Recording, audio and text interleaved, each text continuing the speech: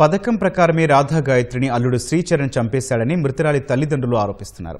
చరణ్ ఆచూకీ చెప్పాలంటూ వారి ఇంటికి వెళ్లి ప్రశ్నించారు. గుండె కోత కనిపించట్లేదా అంటూ నిలదీశారు. ఈ క్రమంలో ఇరు కుటుంబాల మధ్య వాగ్వాదం నెలకొంది. ఎక్కడికి వెళ్ళాడు? అక్కడ ఆయన చూసారా? ఆయన మొహం చూసారా? ఇవాళ ఎలా ఉందో ఎన్నంట పడి అక్కడ ఏడ్చి మీరు అలా ఉన్నారా లేదా అన్నది పక్కన పెడితే మాకు ఎంత కడుపు కోత తెచ్చాడు. ఈ రోజు మీ కడుపు కోత తెస్తున్నాడా ఏంటని మీరు అబ్జర్వ్ చేయండి. ఎక్కడికి వెళ్ళాడు? మిమ్మల్ని నడి బజార్లో వదిలేడు. ఇక్కడ తల్లిదండ్రులుగా మాకు ఉంటాను అని, నాకు తల్లిదండ్రులుగా ఉంటాను అని. ఇదే అంశానికి సంబంధించిన మరింత సమాచారం మా ప్రతినిధి ఆదిత్య పవన్ అడిగి తెలుస్తున్నాం. ఆదిత్య పవన్, రాధా గాయత్రి తల్లిదండ్రుల వాదన ఏంటి? ఏం జరిగింది? టెక్కీ రాధా గాయత్రి ఈ రోజున 12వ రోజు కార్యక్రమాన్ని చేశారు. ఈ కార్యక్రమానికి శ్రీచరణ్ తల్లిదండ్రులు కూడా హాజరయ్యారు. హాజరైన సమయంలో రాధా గాయత్రి తల్లిదండ్రులు శ్రీచరణ్ తల్లిదండ్రుల్ని నిలదీశారు.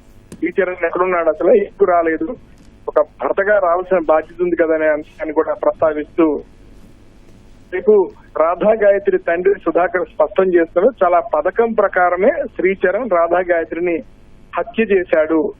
ఎప్పుడు లేని ఆ రోజు అర్ధరాత్రి 1 గంట తర్వాత సెల్ఫీని పంపడం అనుమానాలు సాధిస్తుందని స్పష్టం చేశారు. మరోవైపు అందరినీ తప్పుదారి పట్టించాడు.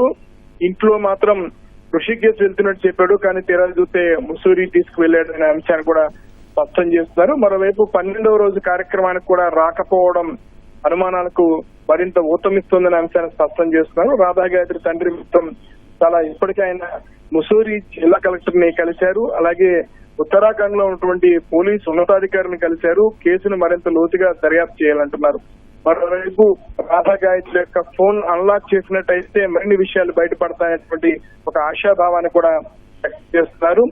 ప్రస్తుతం రాధా గాయత్రి తల్లిదండ్రులు మాత్రం చాలా స్పష్టంగా చెప్తున్నారు. ఖచ్చితంగా శ్రీచరణ్ కొద్ది రోజుల నుంచి ఇబ్బంది పెట్టాడు, అనుమానంతో బాధ పెట్టాడు. హైదరాబాద్ లో ఉన్న సమయంలో కూడా వాచ్మెన్ సహకారాన్ని తీసుకుని సీసీ కెమెరా ఫుటేజ్ తీసి అనేక విధాలుగా ఇబ్బంది పెట్టేటటువంటి అంశాన్ని కూడా స్పష్టం చేస్తున్నారు. న్యాయం చేయాలి, ఈ విషయంలో న్యాయం చేయాలంటే అంశాన్ని కూడా ముసూరి పోలీసు ఉన్నతాధికారిని